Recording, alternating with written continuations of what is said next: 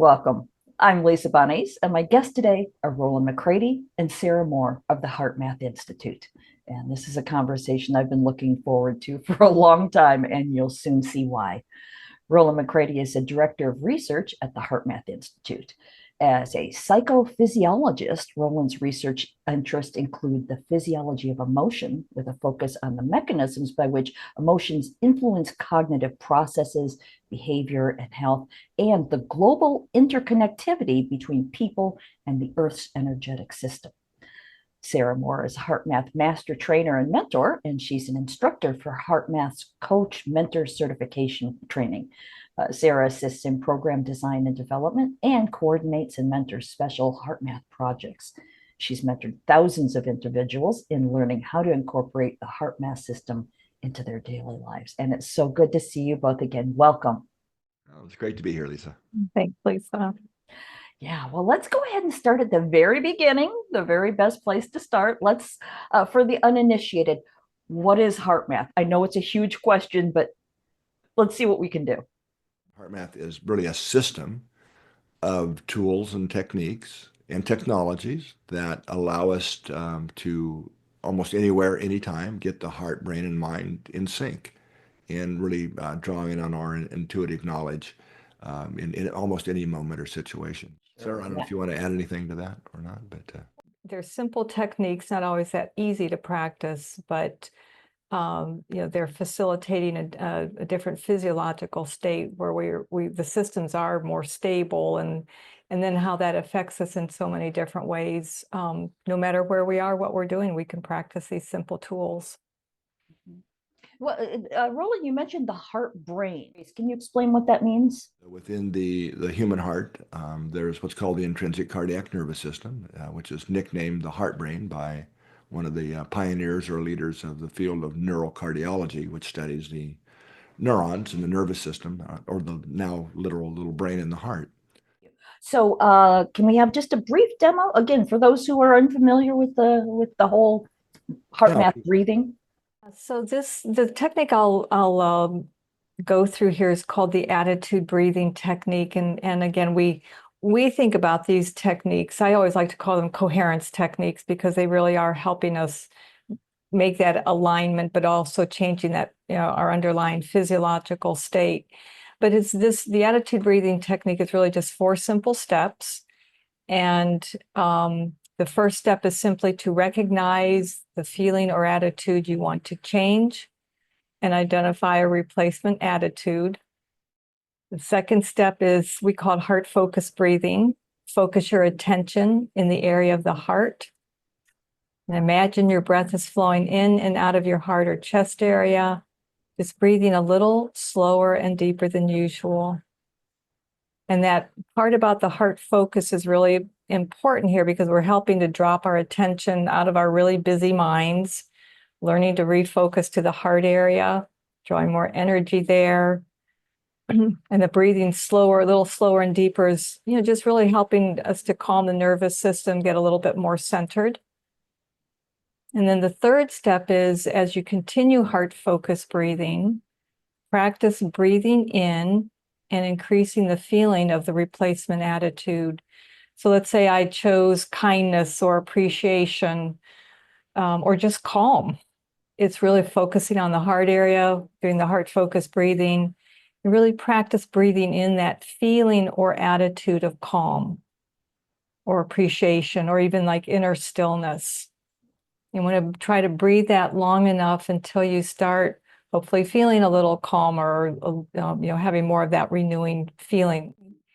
And we like to say, if you can't find a replacement attitude, simply breathe a feeling of calm or neutral through the heart or through the heart area, because this will often help draw to us the quality feelings that lift our attitudes and perceptions.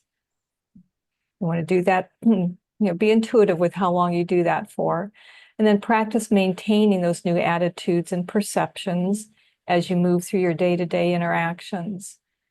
And in this last step, this is really important because it's really setting more of an intention that, now I feel a little calmer, I feel more patient. I feel a little bit more kindness now.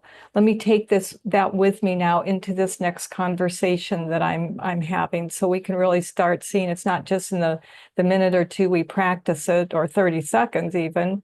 It's really how we can start incorporating this more and more, into our ordinary daily lives. Thank you for explaining that. And I do want to mention that one of the most important things that I've learned from you two is that the change in heart coherence is scientifically measurable. And what really clicked it into place for me was by using the HeartMath's free global coherence app, being able to actually see and change my level of resonance intentionally. And that made it very real for me. And I realized that here I thought all these years that I was pretty zen, I was laid back and groovy, but I was not. I was numb. I had disconnected. And there's a big difference between connecting to your heart brain and feeling peace and feeling nothing. So can we talk about the technology? I think first it's probably good for people who aren't familiar with what we mean by heart coherence. It's a measure of our beat-to-beat change in our heart rate. So most people know what heart rate is, right? Like how many times does the heart beat in a minute? But in reality, our heart rate is changing with each and every heartbeat. So to measure what's called heart rate variability, you literally have to measure the time interval between each consecutive pair of heartbeats, and that's always changing. And that's what's called heart rate variability, which is a lot more challenging to measure than heart rate. Really, that's pretty simple comparatively speaking. So when you look at those interbeat intervals, as they're called, or those changes, you see that that's what generates the heart rhythm. So our heart rhythm, even when we're asleep or at rest, is always going up and down and changing. And some of our early work, just to connect some dots here, Lisa, back in the early 90s, found that if we want to understand how emotions affecting the body, whether we feel anxiety or stressed, or we feel something good like kindness or compassion or love or appreciation, that the most reflective of that is the rhythm of the heart, these changes in these beat-to-beat patterns in the heart rate. And then what we found more specifically was that when people actually feel good, you just walk out the door in the morning and it's just one of those gorgeous days and you go, God, what a beautiful day, right? You have that feeling of appreciation, although you may not say that to yourself, but that's what you're feeling. You naturally go into this more what we call coherent rhythm. And literally hundreds of studies later show that when people learn how to shift their physiology into this coherent rhythm, that's really getting the neurons in our brain and the activity in our nervous system really in sync. And that's what underlies our ability to perform well, whatever that might be, whether it's making a decision, interacting with others, sports performance, um, getting the nervous system more in balance, or a dysregulated nervous system to a regulated nervous system, whatever language we want to use. That's really what this shift from incoherence to coherence is all about.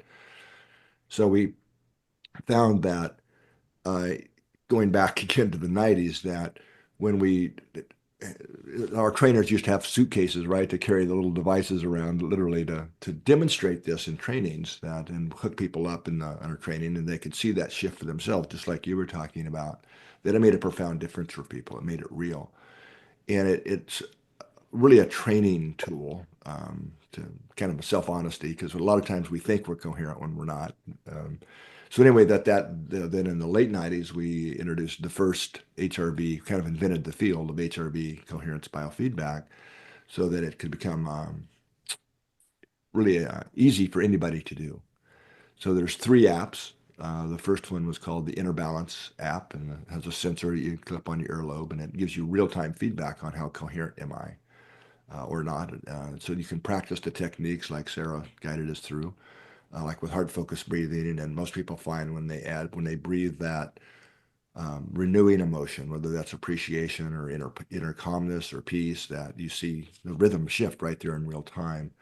And then as you practice doing that, this is why the feedback is so important. You are retraining your brain and nervous system to that as a new familiar inner state. So it becomes more automatic and easier to do, easier to apply in day-to-day life, which is really what this is all about. How do we navigate the day with more grace, more ease, being in that more coherent state. We can deal with challenges that come up with more poise, right? Staying centered through them. So the feedback is a really important way to facilitate that skill and retraining the physiology. So anyway, then that was very popular, and it's many thousands of users out there, or hundreds of thousands. Then we introduced the app that you're familiar with, one of my personal favorite apps called the Global Coherence app. This is a free app that not only allows you to measure your personal level of your own coherence, but also the collective, the groups level. You can create your own groups. I just go to what's called the global group, which is people all around the world who are there practicing, usually with an intent to add more love, more compassion to the planetary energetic field. That's a whole other topic. And then the newest app is just simply called the HeartMath app. Now that is an app that, well, the first two assumes you know something about coherence and what it is and have had some training. The new HeartMath app integrates a lot of onboarding, you can call it, but training and what is this and how do you do it, and a lot of the techniques all within the same app. And so it's I think a neat advancement now that people can get. So that's the technology. And there's also professional versions of this that are used by many, many thousands of healthcare professionals and schools and things around the world. That's called M-Wave Pro. So anyway, that's a little bit of, hopefully you might have some more questions around that, or Sarah, you might want to add. Well, yeah, an important thing is each of those apps that Rollin you were just describing was you can use a ear sensor to get your pulse, but also one of the really neat things about the Global Coherence app, in addition to the global aspect, is you can also use the camera sensor, for instance, on your phone to pick up your pulse. You just put your finger over it, so you don't have to necessarily have a sensor. You can if you want to, but that makes it very accessible wherever you are. And Rollin, I so appreciate what you were saying too about one of the values that I find with the technology, and I don't have a favorite. I kind of toggle around between all of them. Is I can think, I get on there, I'm going to be really coherent, but physiologically, I'm not necessarily as coherent as I think I'm going to be. So it's a way that I have found over time, it helps keep me kind of honest, at that a little bit, because I really want it, because that's what starts adding up over time. And we may get into this a little bit, the more of the sustainable change that starts to happen over time of practicing. And this is what the sensor looks like. And it's the HeartMath app also allows you to use the camera on your phone as the sensor. But then if you're going to do a lot of this, it's kind of an introductory thing, the camera, but it's a way better experience if you have the actual sensor. It looks like this, but as you said, Lisa, on your ear clip, and this talks to your phone. And so it's hands-free. So if you're doing longer, like heart-focused meditations, things like this that take you into coherence, I would certainly recommend getting a sensor as well. And if you get the sensor, it works with all the apps and it actually unlocks the HeartMath app, which is subscription-based. You get lifetime access. And that app is evolving a lot. There's a lot of cool new things being added regularly to it. So really, this is a life-changing tool. I started out with the finger sensor on just the Global Coherence app, and once I saw what I was working with, I absolutely got a sensor immediately. But again, I really appreciate the fact that there is this option for people who, they're just learning how to use this and they don't know if they want to commit to this. But once you do, it's pretty amazing. In fact, I would like to share now, there's this great video of something called the Illumina sculpture. It was at Burning Man, and it's using the HeartMath technology with the sensors. So let me go ahead and play that now, and then we can talk about it. Yeah.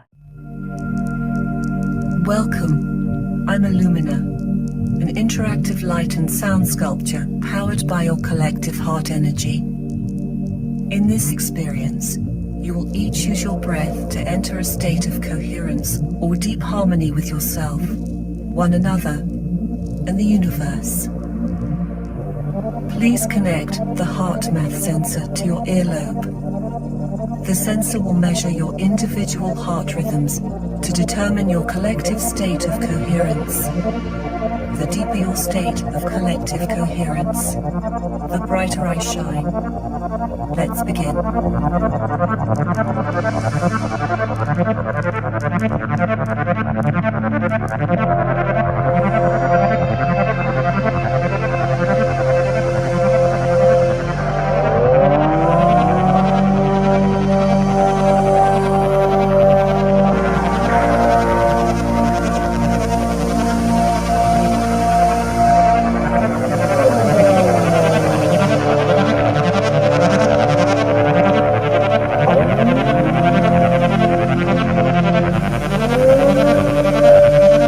We are all connected.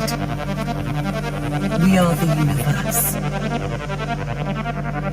This is the power of the collective heart. It's a great video. I love that. And that was the first public demonstration of collective or group coherence. It used, what he used to control the lights and the sound there was, actually it was the M-Wave Pro I mentioned in the stations, but the way that was set up is all the individuals' level of coherence was being averaged together to control the sculpture. So as they got more heart coherent, it turned on the lights and the sound and that kind of thing. So it was the first public demonstration of collective or group coherence. Very cool way to do it and get that kind of awesome 3-story high feedback, right? You know. Yeah, it's just such a beautiful demonstration. And just watching it, I can feel myself, my heart expanding, et cetera. And so this actually brings me to what I really want to talk about today is social coherence, because I think what we're feeling there is that everybody who is participating, even if we're watching the video, we're feeling this expansion of heart energy.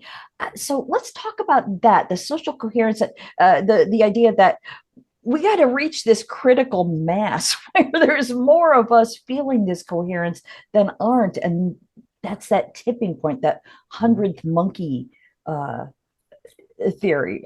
Let's talk about that. The simplest way we could say what is social coherence is how well are the people in that group getting along with each other.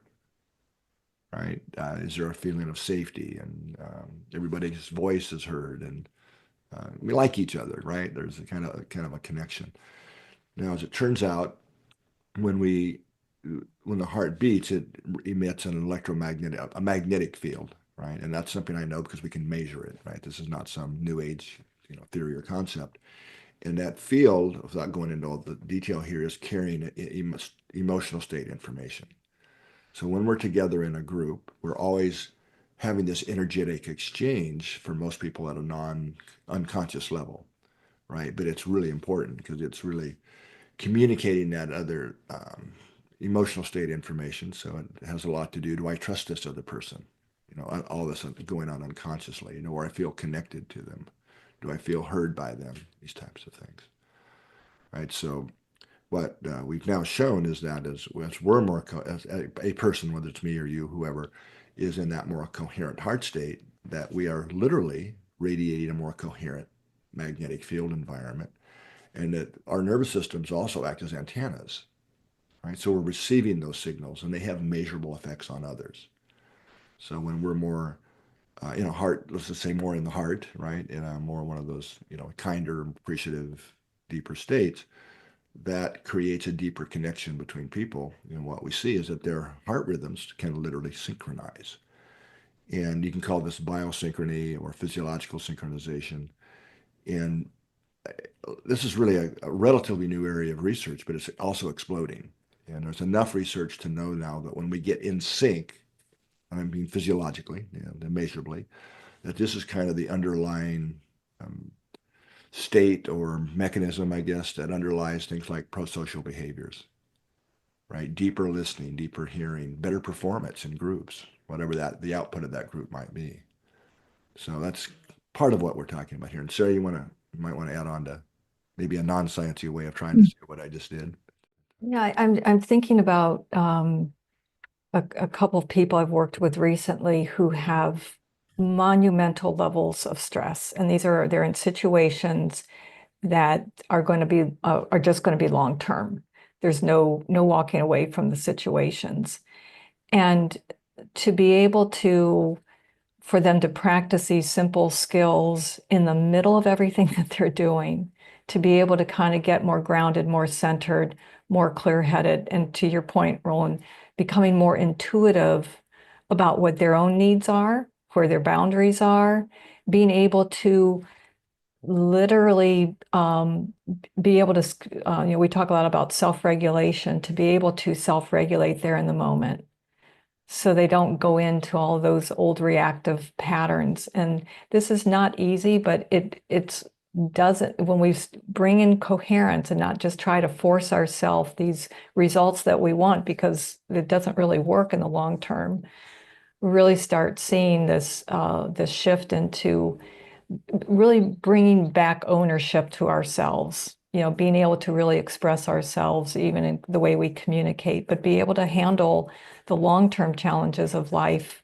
that we just can't walk away from, with more groundedness and centeredness and just a feeling of calm and peacefulness. And it's a huge foundation from which people can learn to really operate. And it's not easy, but if you keep working at it, just like stress has added up, so does coherence, heart coherence.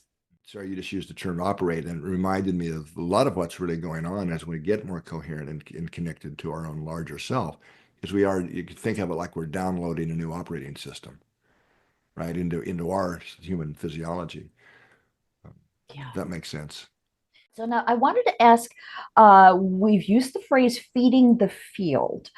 Let's talk about what that means, and then why it's more important now than ever to feed the field with this expanded heart energy.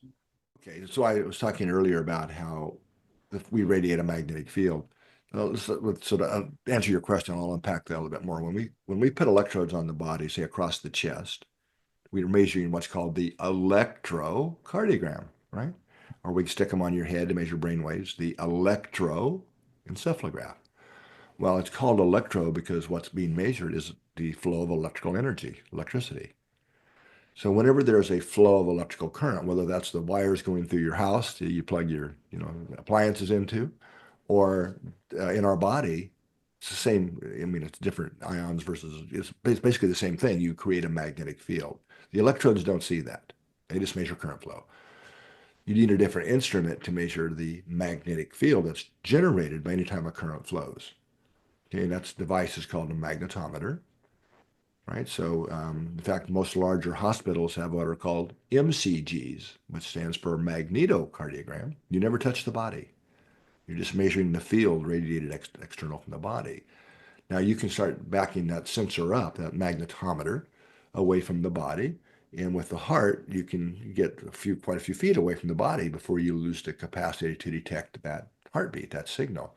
With the brain, you get about an inch away and you lose it. So clearly the heart's the big player in terms of the magnetic fields that are generated. Now, what we were able to show is that field, just like our cell phone, right? I've got one of those things around here somewhere. We use these. I used to be an engineer from Motorola, communication engineer, and so it's something I knew a fair amount about. But we use any transmitter, whether it's a radio, TV, cell phone, whatever, you were using these magnetic fields to carry information. Now, it's the magnetic component that goes through things. That's why our cell phones work indoors. It's the magnetic field that's going through the walls and the windows, carrying your voice, your text message, whatever. So nature beat us to all this, right? So we're in a very real way. So the magnetic field of the heart is carrying emotional state information. We know that because we can measure it, and we can, using the same techniques that I used to use at Motorola, to decode and to see what information is being carried by the carrier wave, the field. We applied that to the heart, so we can see, picture's worth 1,000 words here. You see these vibrational patterns or information patterns being carried, but that you can detect. Just stick a sensor out here and tell what somebody's feeling, right? So what this means is that what we feel doesn't stop at the skin. We are literally broadcasting, radiating that information. I'm sure there's a lot more than just emotional state information being carried by the field, but that's something we know for sure. So that's where, what are we feeding the field, right? So that's one of the things that I know I often suggest at the end of these kind of talks and interviews is, well, just pause throughout the day and just tune in and ask yourself, what am I feeding the field? Right? Is it feelings? And it could be those under the radar feelings that Sarah was talking about, low level anxiety or high level or, or judgments, especially. Those are that's an information field that others are detecting and influencing others. So if we find we're maybe a little impatient because we're not getting enough done, or we're fearful or whatever, that's the information being fed into the field, right? Or our judgments about political or whatever might be going on. That's still biasing. It's also going to all of our own cells, by the way, and out the field around us. So because what we feed the field matters in a measurable way. Sarah, you were going to add on there, please. That question of what am I feeding the field? That question, people really, really love it. And I still do this for myself today because, I can sit here with a smile on my face, if I'm in a meeting, but if I'm frustrated or irritated about something completely unrelated, that's still what I'm feeding the field. So by asking that question, it becomes a really powerful self-awareness question. And I take it as self-accountability, because if I know I've got some frustration going on or impatience, it brings it back to me to be able to do something about it, like practicing attitude breathing and shifting that, not repressing anything, but we're really shifting, making that Shifting the frequency. Yeah. Shifting the frequency of that, rather than feeding the field with my frustration, I'm feeding the field with some patience or calm or kindness, which is detectable by other people as well. Plus, I feel better. Right. Yes, absolutely. So let's take this the next step further. And I want to be very careful to not be political. I'd like this to be nonpartisan, and I'm sure you would agree. But I think that right now, there's no denying that we are split. And one side hates the other, and that side hates this side. And everybody's sort of many people are really dug in. And they're so angry, and they're dead set in their ways. But that's really counterintuitive to creating a better world. How can all of us, no matter which side of the fence we're on, how can we begin to use these methods, this technology, et cetera, to just create a better world, no matter who's in charge of it? Well, it's a perfect question, and it's really here at HeartMath, our current focus or kind of campaign, if you will, is help love go viral. Because it is, when I talk about love, I talk about what I call the frequency spectrum of love. So love, if you think of love as an octave, like a musical octave, it has these different frequencies or notes in it. The core aspects of the love spectrum, one of the higher frequencies, is compassion, kindness, appreciation, patience. These kind of things we're talking about are all frequencies within love spectrum. So whenever we extend kindness to someone, or we are appreciating something or caring more about something, we're actually radiating more love into the field. Now, that is also increasing our coherence, so it's connecting us more with our own larger self, that higher dimensional intelligence, we call it heart intelligence, that helps rise us above the judgments and the fears. Because what you're bringing up is so important, because I would say that it's not just here in the United States. We're familiar with that, whichever side that you're on. It doesn't matter. That's what we're radiating into the field, and that is affecting globally other people. That's a whole other part of the story. But that, from my perspective, Lisa, the biggest challenge humanity faces right now is separation. It's disconnection, separation and disconnection, both from our own larger self, our own higher dimensional intelligence, and from others. And that's happening globally. It is accessing love, those aspects of love, those frequencies of love, that has the ability to connect us with our larger self, to increase our own awareness and level of consciousness. And from one perspective, what's going on now globally, not just here in the U.S., but is that it's got to finally get bad enough right, are so extreme that we finally take a deeper look, because the head and the mind has tried everything, which tends to separate, right? That we take a deeper look at the heart, right? Because it ultimately, the next shift in consciousness has to result in we start getting along with each other. Doesn't mean we have to agree with or condone, but at least be able to, as you said, people right now can't even hear each other. They're so locked into their, on whichever argument you're on. I'm not just talking political. It could be in any context. So locked in, we can't really even hear or understand the perspective that somebody else might have. And what's really amazing when we do exercises, we've done this to bring groups together that are really opposed, a lot of times they find they're far more aligned than they are separate. It's really amazing.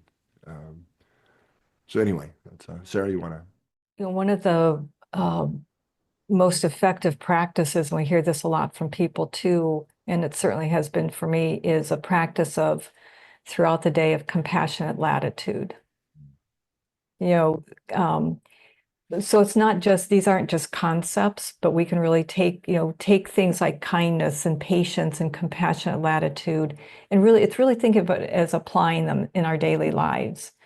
And we think of compassionate latitude as, really everybody is probably doing about the best they can right now. From where they're coming from. From where they're coming from, the stress overload and that. And I certainly have my days when I know I'm not necessarily at my best, but I'm doing the best that I can. And so it's, even I can extend, if I feel like I've kind of messed up, compassionate latitude for myself so that I don't go into my own judgments and self-criticisms. But it's also, extending more compassion, more compassionate latitude, easing up a little bit with each other. And importantly, what you said, Rollin, there was, it doesn't mean we agree. We may have very different points of view, but how can we hold those different points of view without arguing and, all of the stuff that happens and, creating that separation and all the discord, and allowing when we do that, allowing something else to emerge from that place of that greater compassion. I'm so glad you brought that up, Sarah, because compassionate latitude, even for me personally, was a huge factor. But it's an aspect of it I would add here to compassionate latitude. It allows for and considers that, say somebody does something that we don't like, that we're judging for, or getting mad at them for, or whatever, frustrated, that, well, we don't know what's going on in their life, right? We really don't know what situations that might be leading to that. But even more importantly, we probably did the same thing to someone either last week or will do next week.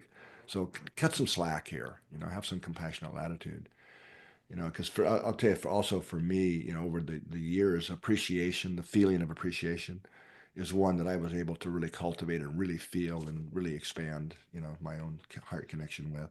But compassion was a harder, visceral thing for me to actually feel, and not so much anymore, but it was a tougher one to really get the feeling of, the frequency of. But when Doc Childre, the founder of HeartMath, introduced compassionate latitude, I was able to get that and start to actually feel that in a new way, which actually opened the door to a higher state of actually true compassion for me. So it's Yeah, and I think also as you're saying that is, and for my own experience, when I change and I'm changing inside, and then it does open me up for, new intuitions, new insights, new perceptions, but it also helps open me to somebody I was working with this morning was saying, I just have more gratitude. My outlook in life is just, I'm more grateful now when I wake up in the morning. And so it's just, all of these practices start, they just start working together and creating something new that we long for, but it feels so out of reach at times, much of the time. And it's like, well, my little personal mantra is go to my heart and get there as fast as I can, because I know if I stop up here first, then I'm going to run into a lot of stress. Let me go to my heart so I can, it's really that more holistic, I think helps bring in more holistic perceptions and just feel better too. And I genuinely feel a greater sense of peacefulness in my life. Yeah, Absolutely. Wow. I'm looking at the clock. We're almost out of time here. I want to make sure that we mention your website, heartmath.org, where there are so many free resources. If you would talk about what folks can find there.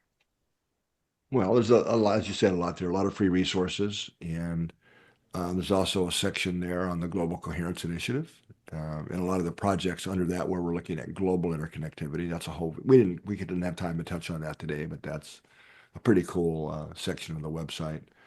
And live data from what the Earth's vibrations are around the world, and of course you can also get the technology there, or the access on more of the apps. There's also a research library for the science nerds here that might be joining us, with hundreds of free downloads of our published papers by section. So there's so many, that's like organizational, educational, energetic research, clinical research, that's kind of organized there.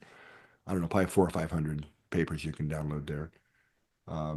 I would, for those that wanted kind of an overview that are more from the science perspective, there's I need to really update it now, but it's still a really good book called Science of the Heart, Volume 2. It's a great overview. And for those that really want to learn more about what is really HeartMath from a technique perspective, but then I would really recommend that. It's called the book called Heart Intelligence. Book versions, whatever, PDFs, or you can get the actual hard copy book. But that would be my starting place for people that are new to this. Yeah, and also there's a section there that if you're interested, anyone's interested in really bringing HeartMath, learning more about it, but also taking it into your work. There were trainings for certification, which I'm very actively a part in 3 of those. And it's such a rich learning experience. A lot of people take them just for their own personal growth, take a deeper dive into it very personally. So there's many thousands, I'll forget now, thousands of healthcare professionals who become certified. So there's programs just for healthcare professionals, and also a program and certification. You don't have to get certified, but for trauma.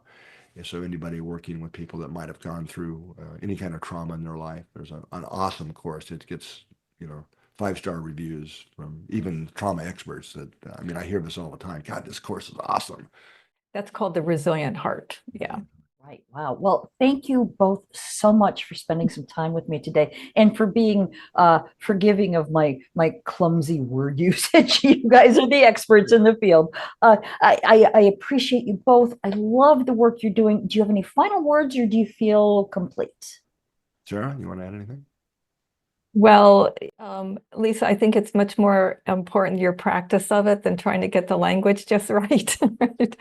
So I'll just leave this with, just leaving it with a question of what am I feeding the field? Just that awareness, and see if I can bring a little bit more compassion and patience and kindness into my day-to-day life. Yeah. That's what I would have said. So. Well, let's make it 3. Thank you again so much. Wow. Once again, I've been talking with Rollin McCraty and Sarah Moor from the HeartMath Institute. Thank you for being with us today. Thanks for listening. Check out Castle Gate, a novel based on my own ancestral healing journey, at lisabonnice.com. In 1921, 4 men set off from Scotland to the United States. Will Garrock, his brother Pete, his son Willie, and his nephew Thomas, all coal miners. They left behind the miners' rows and the nationwide mining strike with its soup kitchens. Their destination was Castlegate, Utah, where they had kin to welcome them before sending for their wives and children. They prospered in America, working in one of the finest mines in Utah. Until that tragic day, March 8th, 1924. Disaster struck. 3 explosions, trapping 171 men inside. Rescue crews worked tirelessly for days, but sadly, they could not save a soul. Women were widowed and children were orphaned, and some never recovered from their broken hearts. Castlegate is the true and tragic saga of a Scottish family whose dreams of finding their fortunes in the bountiful coal mines of Castlegate, Utah during the Prohibition era explode in one of the most devastating mine disasters in American history. Learn more at lisabonnice.com.